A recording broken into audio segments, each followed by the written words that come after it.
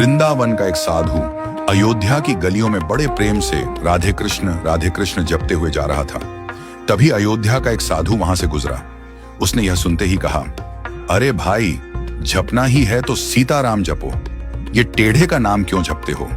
वृंदावन वाला साधु यह सुनकर भड़क गया और बोला, जरा जुबान संभाल कर बात करो। हमारी जबान पान खिलाती है तो लात भी खिलाती है। मेरे इष्ट को टेढ़ा कैसे कह दिया? अयोध्या वाला साधु बोला, इसमें गलत क्या है? तुम्हारे कन्हैया का नाम ही टेढ़ा, कृष्ण उनका धाम टेढ़ा, वृंदावन।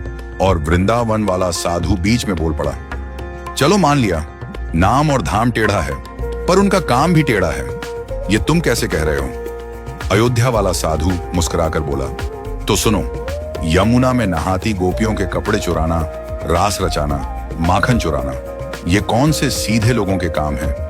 और सच बताऊं, आज तक मैंने उन्हें कभी सीधे खड़े नहीं देखा।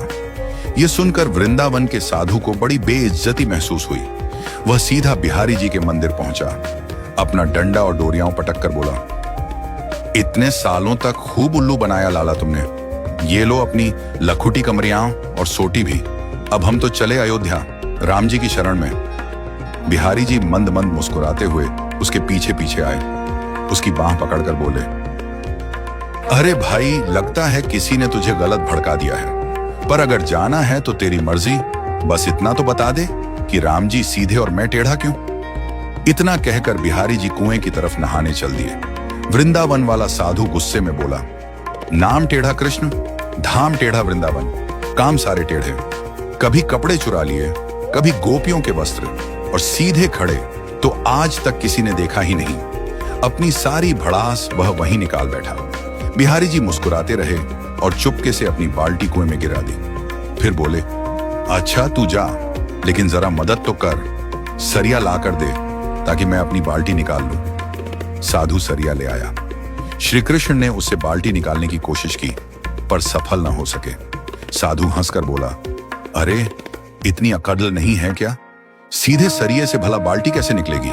जरा सरिये को टेढ़ा कर फिर देख, एक बार में बाल्टी निकल आएगी। बिहारी जी मुस्कुराकर बोले, देखा, जब सीधेपन से एक छोटे से कुएं से एक छोटी सी बाल्टी नहीं निकल पा रही, तो सोच, इतने बड़े भवसागर से तुम्हें कैसे पार लगाऊंगा?